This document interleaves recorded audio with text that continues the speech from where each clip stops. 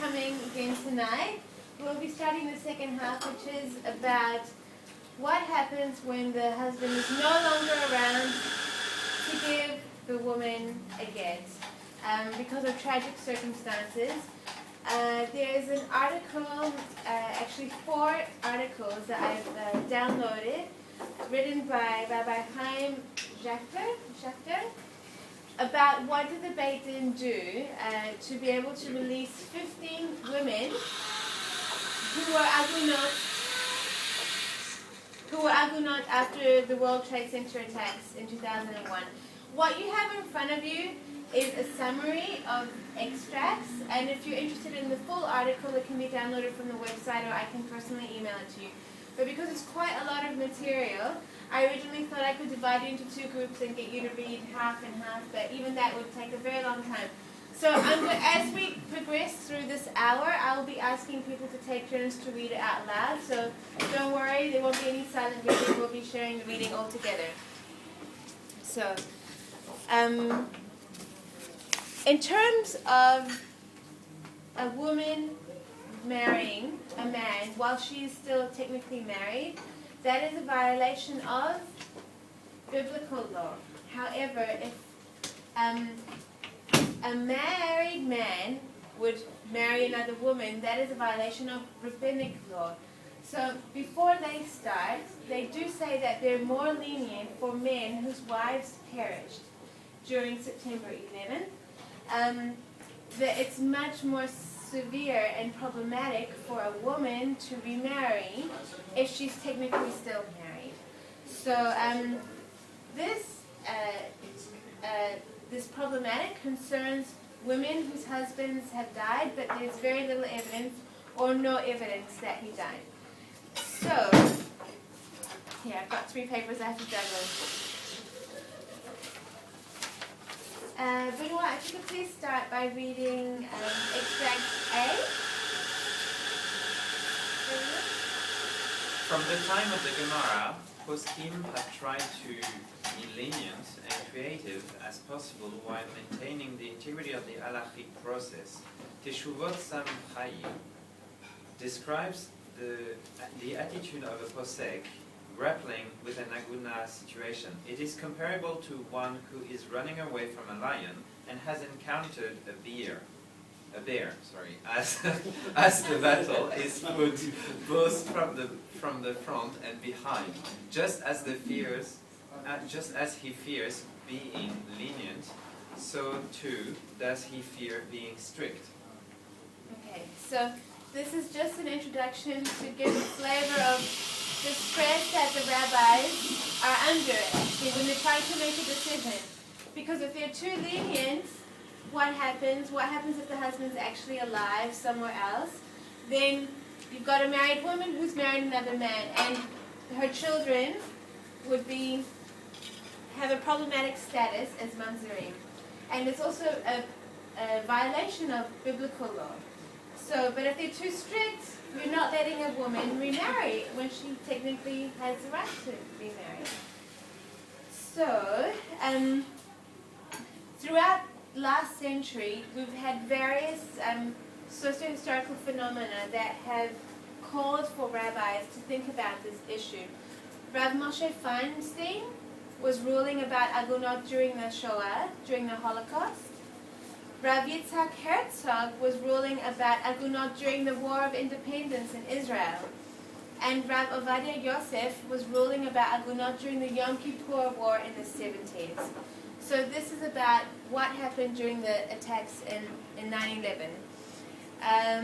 If you don't mind, we'll go around reading the extracts, and if anybody doesn't feel comfortable reading, you can just pass over. Okay, so would you like to start reading extract B? Methodology. The Ora Torah outlines the basic methodology of posting regarding cases of Agunah. The first point posting emphasizes is that there is not a matter for just any rabbi to resolve. Rather, it is appropriate that only a rabbi of great stature should rule upon such a matter of great urgency. See the many sources cited in the Ora Torah. Moreover, the practice is that whenever possible, 3 rabbis of eminent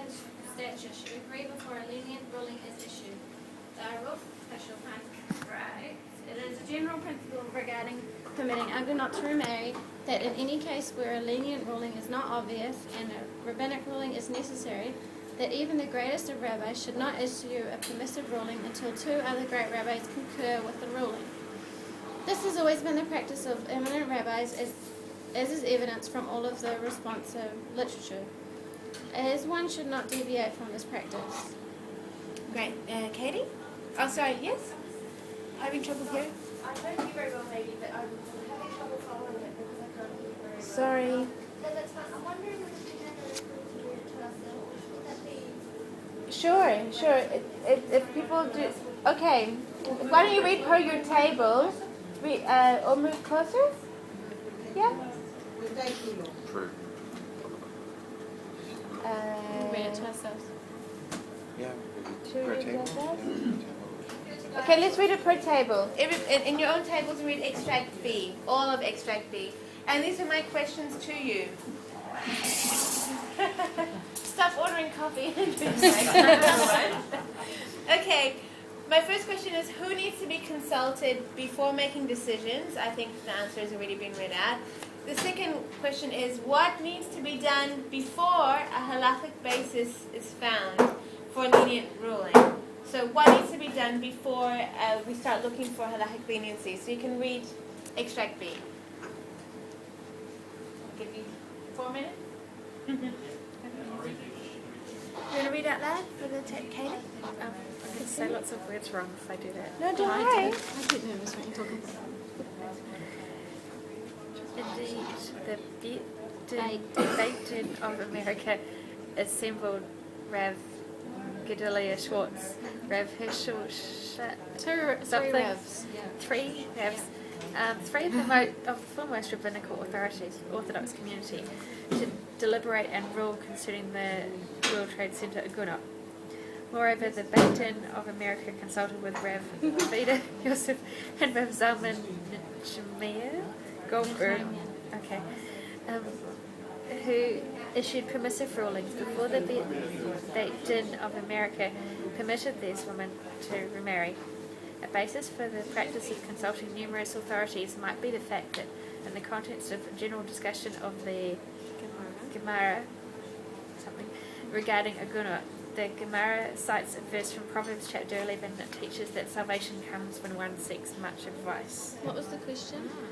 The question is, who needs to be consulted before decisions are made, and what needs to be done before you start looking for leniency?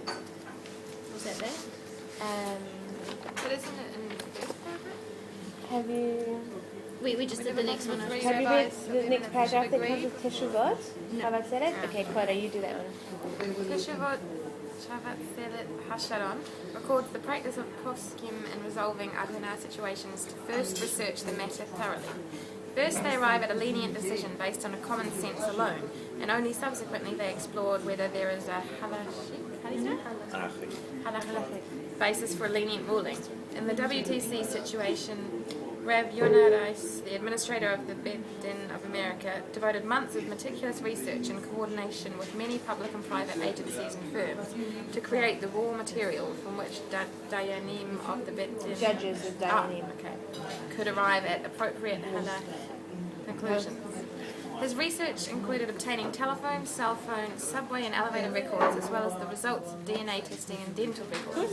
In fact, the leniencies of the Gemara and all subsequent authorities are predicated on the assumption that exhaustive research has been undertaken.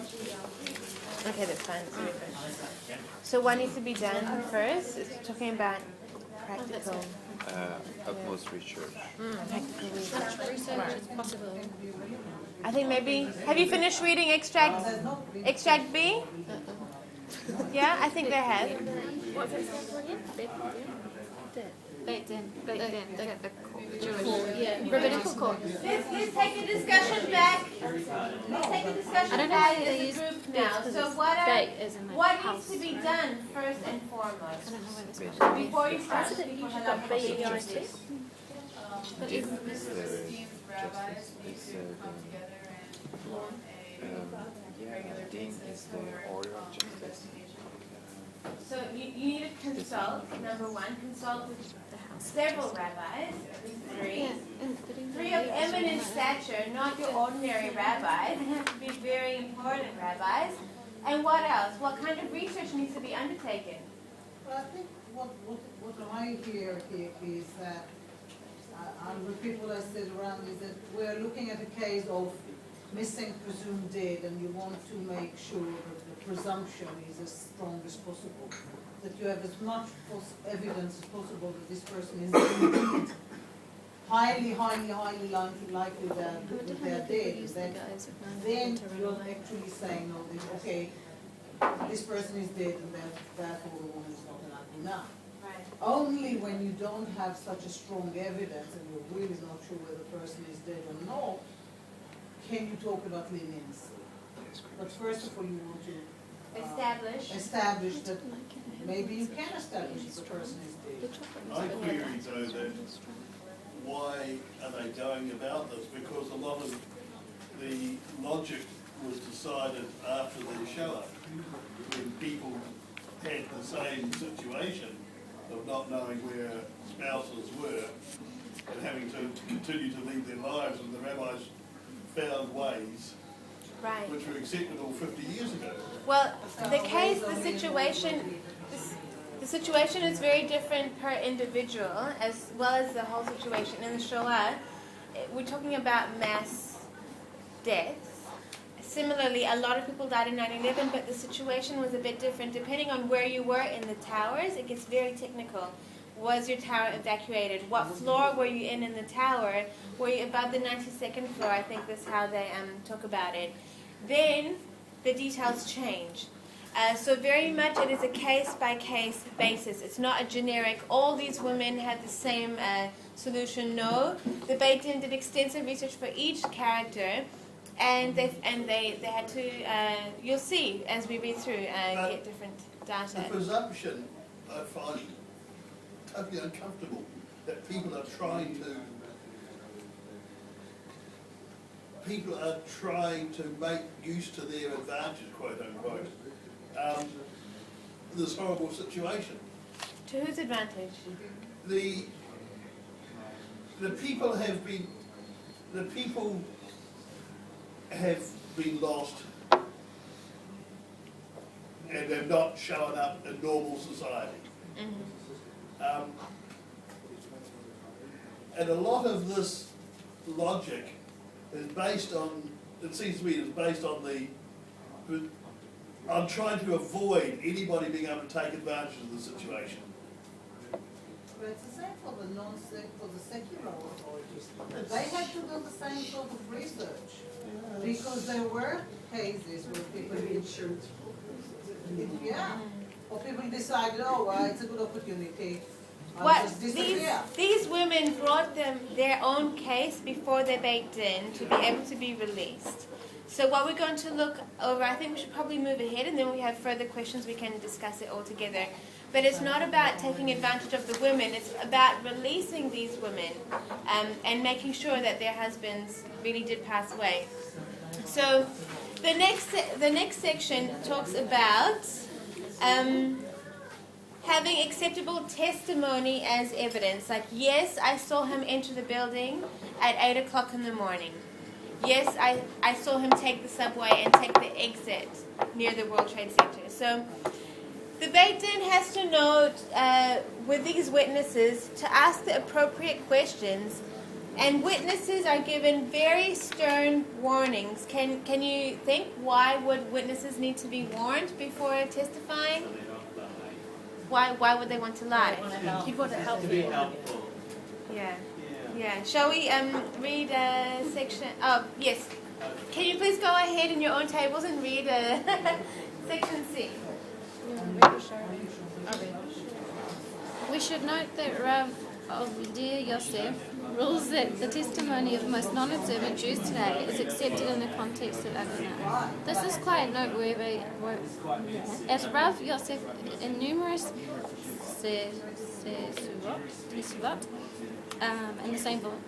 Teshuvot, in the same volume of Yahweh Omer, rules that generally speaking non-observant Jews are not acceptable witnesses in almost every other area of halakha. For further discussion of the statutes of today's non-observant Jews regarding this acceptability as witnesses, see Graham matter. Moreover, some well-meaning people would be tempted to lie to help the Agunah, since, in their estimate, the husband has died. The severe warnings serve to counter such attitudes.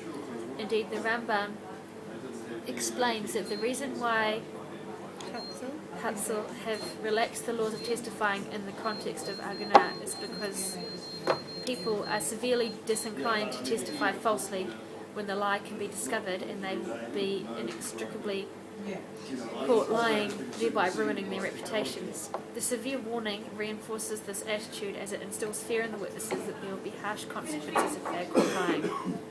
Right. That just says what she was talking about. You finished reading section C?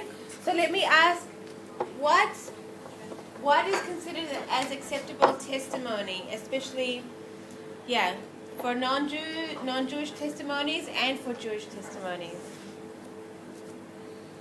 What did you read? Non-Jews are not acceptable. Non-observant Jews. Non-observant Jews But they are in this case. are acceptable in this case. Yes. Normally they wouldn't. Normally they Normally. wouldn't be acceptable if you're testifying, for They example, are. that so-and-so Because of the sell severe, non-kosher meat. Yeah. they are because of the severe warning. And what Yeah. kind of consequences would there be? If they lie, well, the consequence would be that the rabbinic court would Their make a wrong reputation. judgment, and they would ruin their own reputation. Yeah. For non-Jewish testimonies, they're saying that actually this part I didn't include, I think, in your extract. In centuries past, you would have the non-Jewish court saying that they killed so and so to instill fear in the Jewish population.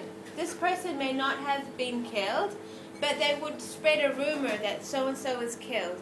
So that's why accepting a judgment 100% based on non-Jewish civil authorities is not done. It's considered as partial evidence, especially when the non-Jewish authorities are experts in their field. They are accepted as partial evidence. So, did you read about American Airlines? No, not on that one. It was hard to include everything in it. So, for example, people who do DNA testing and dental records, they're accepted as partial evidence. And even American Airlines testifying that so-and-so boarded the plane, they have a reputation they need to protect. American Airlines would not have any motives in lying because they're also liable for this person's death. So you need to establish that the witnesses have no motives for lying, not to instill fear in the population, etc. So before we move on, do you think an Agunah case can be reopened by rabbis 5 years later? This is not in your. It was discussed in the movie, right? Well, it never closed, they said. Sorry. So it's after 5 years. That's So- the reason they did. Oh, that was ongoing. Somebody Yeah. who they are non-Agunah, released, and You mean that the get could be reversed? Right. So the answer is. they end up to be live.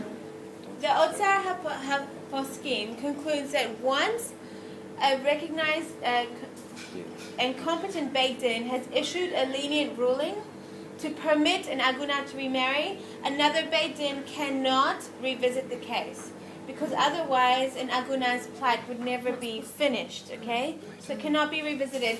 Therefore, it's very important to get it right the first time. So, Michelle, yeah? what's poskim? That I was counting for the rabbi to be to be here. I'm sorry. Okay, the next section. What's what? Poskim. According to the Shulchan Aruch, which is a codified Jewish law, how can a person be identified after their death? Can you go ahead and read section D? How can a person be identified after their death? The legal scholar who decides. The decider. Who's reading out loud? The decider. Oh, thank you. Just go on, sorry. Thank you very much, Katie. Well, The Oh, decided. you've Turn it to read. It's a decider. Number one. Number D. Identifying the missing husband's remains. A simple case to adjudicate would be when the husband's body was found intact within 3 days of his presumed death. The Shulchan Aruch codifies the Mishnah that states that one may identify a husband only within 3 days of death and only if the face, including the nose, is intact. However, in the absence of such evidence, simanim, identifying marks in the body of the deceased, are necessary for identification. Simple identifying marks such as a ruddy complexion or being too tall or short, do not satisfy the requirement of simanim in such a case. Rather, especially unique simanim are necessary to identify the husband. Beit Shmuel and Aruch HaShulchan cite Teshuvot Masei Benyamin as asserting that if fewer than 1 in 1,000 people share this feature, then the feature is classified as a siman muvchak biyoter. A middle category is features that are neither very common nor very rare. Such a siman is not automatically discounted or accepted. Rather, it has become accepted that 2 such simanim may be combined to constitute a siman muvchak biyoter. In addition, 1 such average siman may be combined with other relatively convincing evidence that indicate that the body is that of the missing husband. Rav Yishtak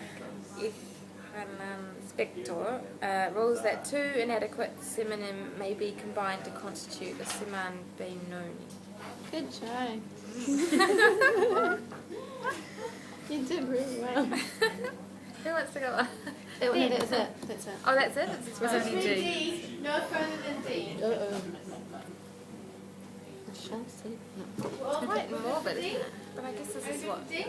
because civil authorities deal with Okay. all the time, right? So, Insurance according to the Until Shulchan Aruch, recently, I mean, how is you a wouldn't body have to check identified? anything. And the nose. A face with the nose intact. A face with a nose after how many Up to days? 3 days. 3 days. Within 3 days, that's And he has to right. have the nose. But what happens if there's no Identify feature. face intact or nose intact? What do they go by? Other Identifying marks. Simanim. Simple identifying. So there are 2 different kinds of simanim, actually 3 that they speak about. One is a siman muvchak biyoter, a very unique mark with less than 1,000 people. I think my birthmark would constitute that, even though it's on my right hand. Other people have birthmarks, but maybe it won't be exactly the same position. I think it's only your whole hand. My whole hand. Okay, the next kind of siman, what's that called? One grade down is called a siman beinoni. It's an average mark, and you do a little bit of mathematics. 2 average marks equals a very distinguished mark. 2 or more, I should say.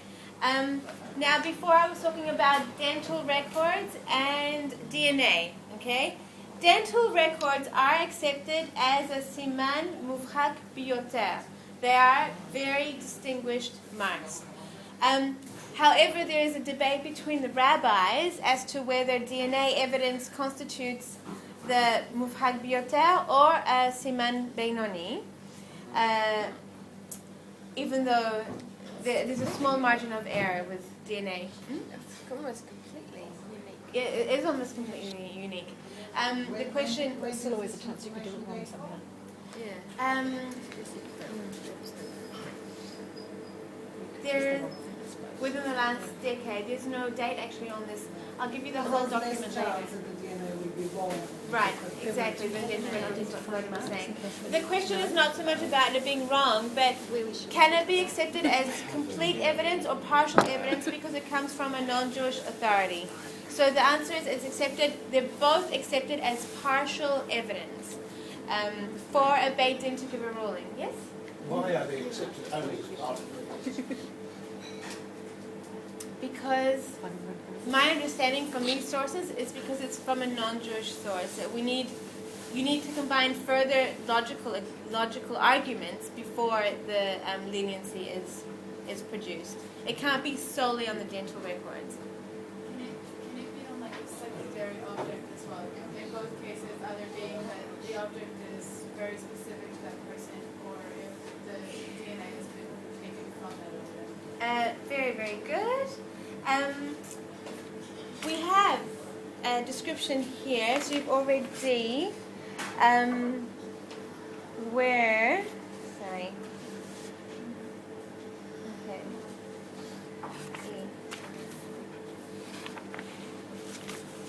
Actually, I'm going to skip E and F because it's quite similar for the moment. Not F, I won't skip F. Before we go ahead to F, they talk about the discovery of personal items of the missing person near the assumed scene of the crime, of the death. They're talking about a pair of pants, sorry, this is quite graphic, a pair of pants found with skin cells and his wallet, so as identification. And the question, that included his driver's license and credit cards. Okay, pants, skin, credit cards, cards found near the World Trade Center. Can this be used? The rabbis discussed, first of all, is this an object that a man would normally lend to somebody else? Because if it's something that they would lend habitually, then it cannot be used as evidence. However, they decided that a pair of pants in today's society, you wouldn't normally lend to somebody. It's not like a cloak. Therefore, this is used as secondary evidence, as you were saying, Alexandra, to corroborate the man's death. So can we actually skip and go ahead to section F about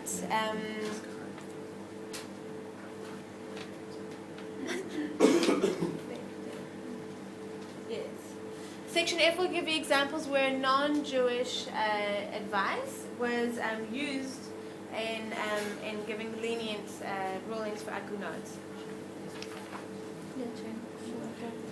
On the other hand, a non-Jew has credibility in other areas of halacha if he testifies about a matter in his professional capacity, uman lo marei anafshe, such as a chef testifying that a certain food item does not have the taste of a non-kosher ingredient that mistakenly fell in the food item.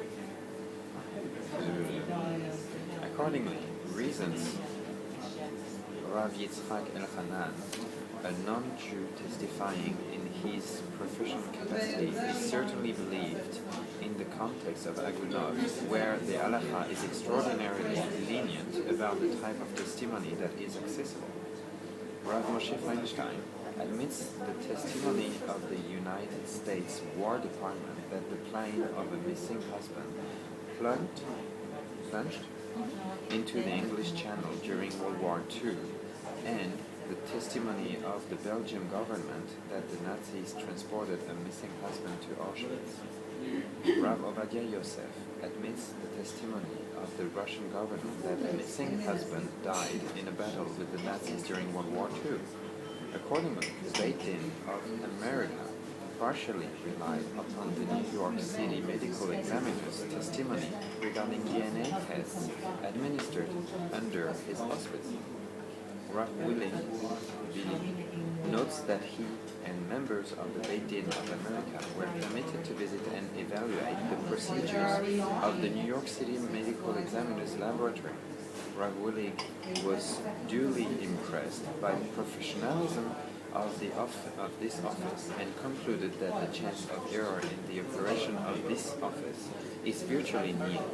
In fact, Rav Yonah Weiss reports that the medical examiner's office told him that dental records are examined no less than 5 times to ensure an accurate identification. In addition, Rav Salman Nehemiah ruled that we may rely upon American Airlines assertions that a missing husband was on board one of the planes that crashed into the World Trade Center. He asserts that they also have a professional reputation to uphold and thus may be trusted according to halacha. All right. We're going to move on to some more rabbinical arguments. In section G, we have a principle of Waters with no boundaries. Mayim she'ein lachem sof. This is actually very, very interesting. I'd really like it if we could read it together as a class. Could someone with a loud voice read it? Rick? A great challenge for the Beit Din of America were those missing husbands whose remains were not found.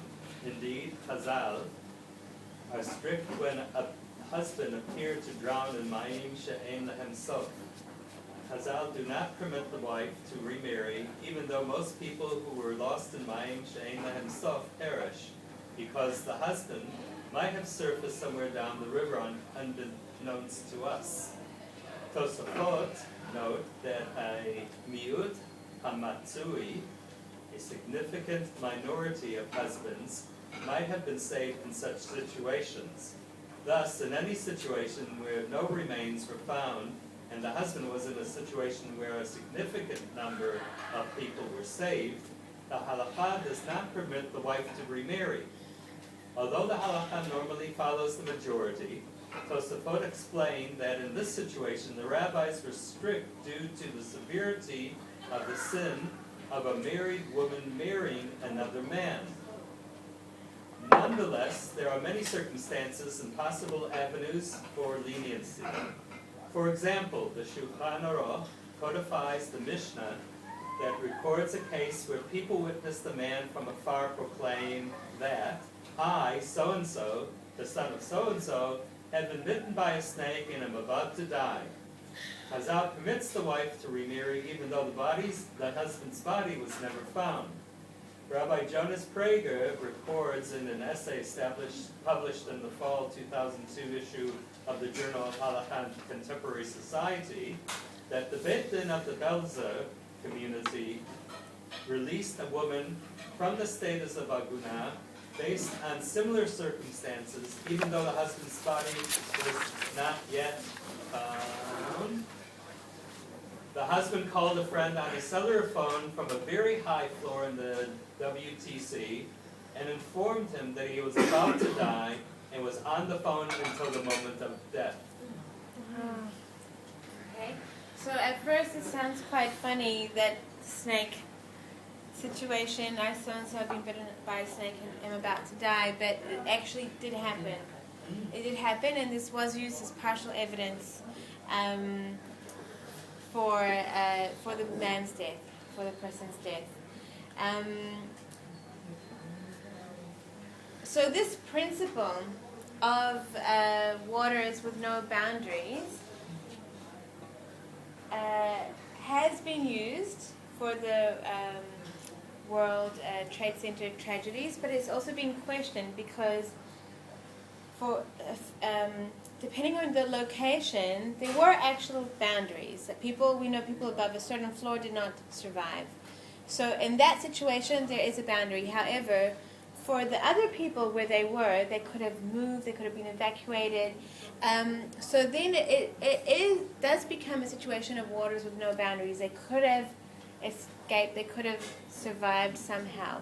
But then we have other principles that are also applied, we'll learn shortly, to see that a person cannot escape from two dangerous situations, or it's very improbable that they will escape from two very difficult situations.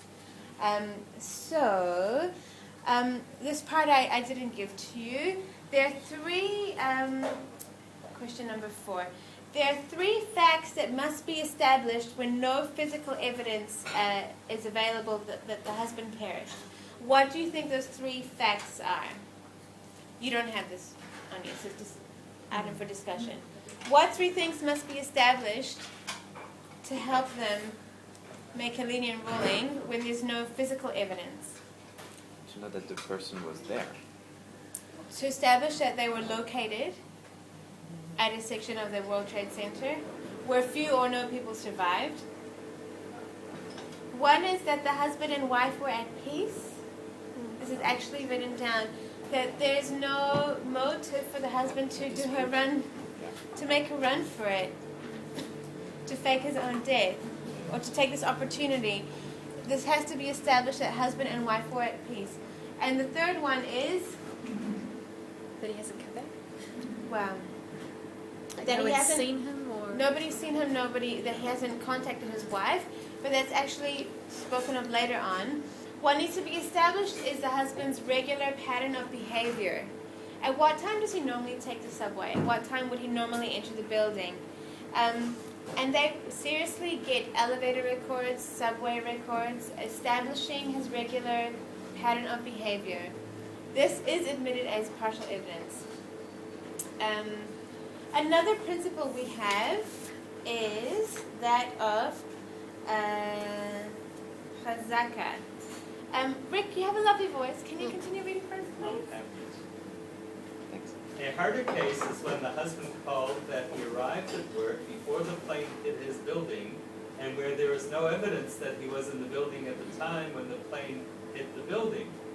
In one case, the husband phoned his wife and he arrived at his office in the North Tower above the 92nd floor at 8:20 a.m. and subsequently was not heard from. Rav Zalman Nehemiah ruled that halachic principle of chazakah, that the status quo was maintained, applies, since there is no reason to assume that the status quo was disturbed. An analogy to common halachic experiences relying upon the kashrut of an eruv on Shabbat that was inspected before Shabbat. I'm going to stop you there just because it's important. Do you know what an eruv is?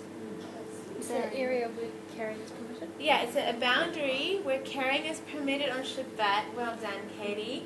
It's technically a line. It can be like a clothesline. It has to follow a fence. It's a line Fortress. that you know has been inspected before Shabbat, and then during Shabbat, you're relying on this principle of chazaka, of status quo, that the line has not changed. It's remained the same since it was examined, and therefore it's kosher. So can we continue? The halakha permits relying upon the status quo, chazakah, unless there is a reuta, disturbance to the chazakah, to the status quo. We should note that the assumption that there was no disturbance to the chazakah is valid for those who were in the northern tower, but not for those in the southern tower, as many people evacuated the southern tower after the northern tower was hit. Okay. Any questions on that so far? I think it's quite clear. So this is another principle, aside from waters without boundaries, but the principle of status quo, to try and track a man. He was there at this time. We can assume he did not move since that time, especially if he was above a certain floor. So with section I, we are looking at another example. This is not about waters this time. It's about a fire. Would you like to continue? Sure. One possible means of leniency was suggested by Rav Gedalia Schwartz and endorsed by Rav Ovadia Yosef, based on the following case in the Gemara. The Shulchan Aruch codifies the Gemara that records that if one whispered a husband, if one witnessed a husband fall into a cauldron of fire, he may testify that the husband died. The Bet Shmuel rules, though, that this leniency applies only if the fire was one where the husband would be unable to extract himself. We should note that halakha does not concern itself with the possibility that a miracle occurred and the husband was saved unbeknownst to all. Rav Ovadia Yosef ruled that this situation applies to those caught at or above the floors where the terrorists penetrated the WTC with the planes. A huge fire erupted as the terrorists chose a very large plane that was on a cross-country flight that contained an enormous volume of fuel. Those individuals who were tragically caught at that point can be described as being trapped in a cauldron of fire. Okay, so you have several analogies taken directly from Talmud and Gemara being applied to the situation of 9/11, examining the physical characteristics of the phenomenon, to try and rule out the possibility that the husband would have survived. Okay? Or to see that there was a possibility that the husband survived. One other principle that you don't have in your handouts is that of rov. A rov is a majority consensus. And what Katie and Casey mentioned earlier, one rov is that it's a consensus. If the husband would have survived, he would have called his wife. This is a rov. Unless the network doesn't work, which was enabled in case sometimes when you have a terrorist attack, you're afraid that it may be, triggered by a cell phone. Right. Cell But then he phone. would have called his wife the few days following. After he would have managed to contact her, he would have contacted his wife. That's also a majority consensus. Another majority consensus is that even if the husband would have survived the fire, survived the collapse of the building, he would have been found during the very intensive search and rescue. So let's assume he survived one very difficult scenario. He would have been found in the second one. So you've got these two steps which help the rabbis make the decision that indeed the husband died. So when we're applying this situation of waters without boundaries, I believe you're done with your sources, is that correct? Yep. So waters without boundaries, I mentioned before that this can also be questioned depending on where they were in the World Trade Center building. If there are hardly any survivors above a certain floor, for that particular area there are boundaries. But for the rest, this situation doesn't really apply when there are large numbers of people missing, like they were in the World Trade Center or like they were for the Holocaust, the Shoah. It is normally applied on an individual basis. Okay, so this does give the rabbis a possibility to rule with leniency that we have a lot of people in the same situation. Another leniency, because they cite 6 leniencies. The first one is questioning whether it really is applicable. The second one is for a large number of people. The third one is this principle called Tre Rubei, if my pronunciation is correct, 2 majorities, which is what I was telling you about before. Even if they would have survived the collapse, they would have been found in the rubble. So these 2 majorities come together to help the rabbis make their decision. According to Sephardim, the principle is also called a double doubt. It's called a sveka. So when you have this double doubt, Rabbi Ovadia Yosef ruled that it's acceptable. He couldn't pass these 2 stages of doubt. Another one we've already spoken about is communication. And they go through and say how the communication was in the Middle Ages, how much has improved since then, that even if he had survived, there would be word spreading, and they talk about a Torah scholar. Can a wife of a Torah scholar remarry if he's presumed dead? They talk about communication and word spreading like wildfire had he survived. Yes? And, that day after the poignant scene of those photos of people immediately looking, have you seen this person? Have you seen my husband, my daughter, whatever? And that was another way of communicating. That's right. That was not dependent on, the technology working. Yeah. Is there a time? I might have missed that. No, we'll talk about the time. Okay. We'll talk about it right now, actually. Perfect timing. Furthermore, sources don't say that the wife is forbidden forever to remarry. For some, it's 1 year. So Ovadia Yosef said 1 year. Wait 1 year. Because communications improve so much now. Right. For some, say 2 years, and some say wait 4 years. That double majority I was talking about before happened, for example, for a Torah scholar when all his colleagues have lost hope of his survival. When that stage is reached, that's considered as a second stage to go through. But for 9/11, Rav Ovadia Yosef recommended to wait 1 year. And the sixth leniency is, this might sound a little bit funny, but it's true to these women. If there is a great need, it's called a sha'at hadchak, a great need to be lenient because these are young women who are anxious to remarry, this will have an impact on the decision of the rabbis if there's a great need. So they do take into consideration the age of these women and their desire to be able to remarry. So that Yes. they will be less lenient if the woman is young. I guess they might be less lenient if the woman is old and doesn't need to remarry so quickly. Yeah, but the older she is, the less likely she is to get pregnant again, for example. That's right. Will there be no urgency to issue a lenient That's why they ruling? let the younger woman. So that There'd they be can no have urgency to children. issue a lenient ruling. But they should. I would think it'd be the opposite way it around, would be because the if I was opposite. 35 You can't, yeah. and I hadn't had any kids yet, I would be. I think 35 is still No, considered talking about like marriageable 50s. marrying age. Oh yeah, so if you It's were like considered 50, marrying then age. If you're Yeah. 50, yeah, okay. ship has sailed. Okay, yeah. So I was thinking like 20. So. Yeah.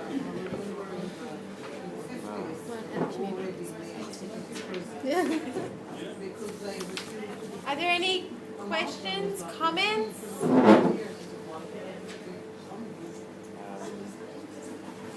As I said, when there was absolutely no evidence, the Beit Din actually did research the husband's metro card and elevator records for the whole month of August to try and establish a pattern of behavior that the husband was in the region at the time. Do you know how many women didn't get a get?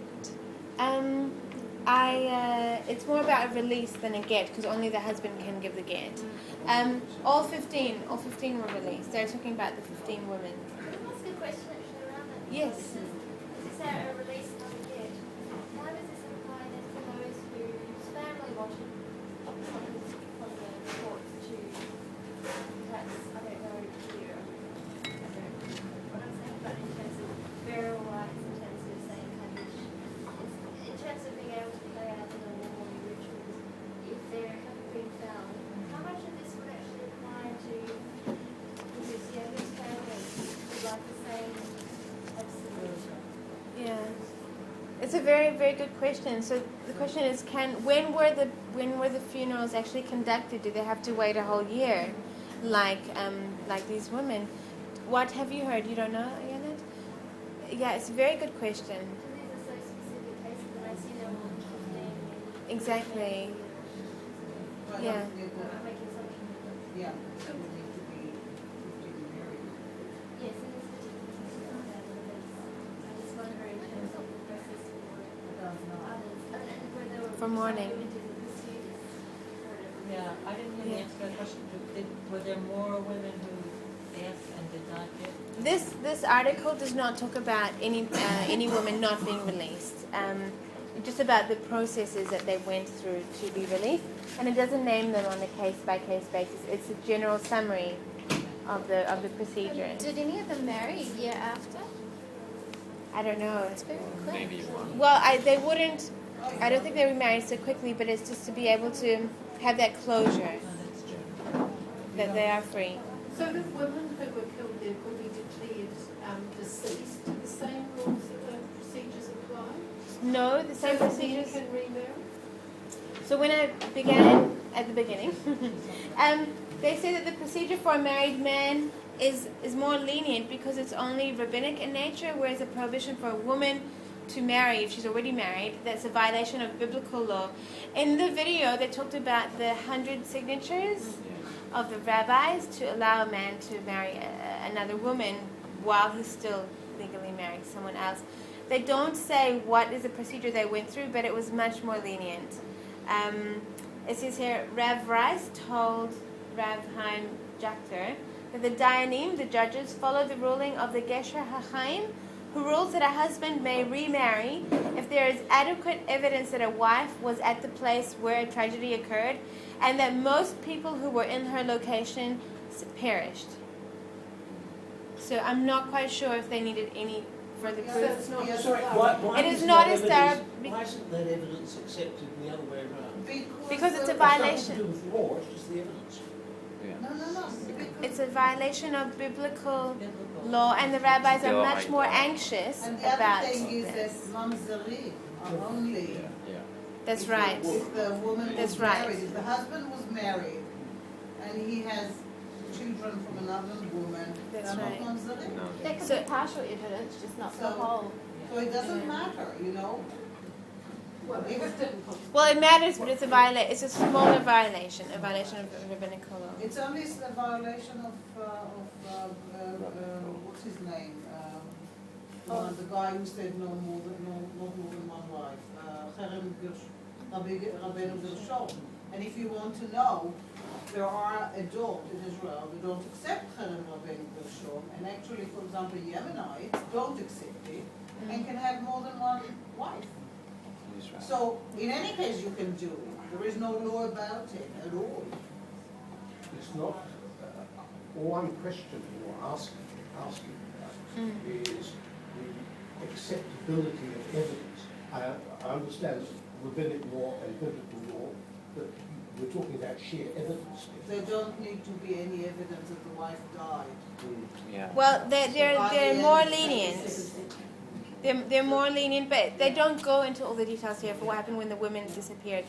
But just to go over, it's not that non-Jewish evidence cannot be accepted or submitted. It is, but because of the historic implications where you could not trust a non-Jewish authority because they might want to instill fear in a community by claiming that so-and-so was dead, that's why it's accepted today as partial evidence, as building blocks for the complete argument. But I found it really interesting, the application of the analogies of a cauldron of fire, waters without end, and also from a distance, so-and-so, I've been bitten by a snake, I'm about to die, his body disappears.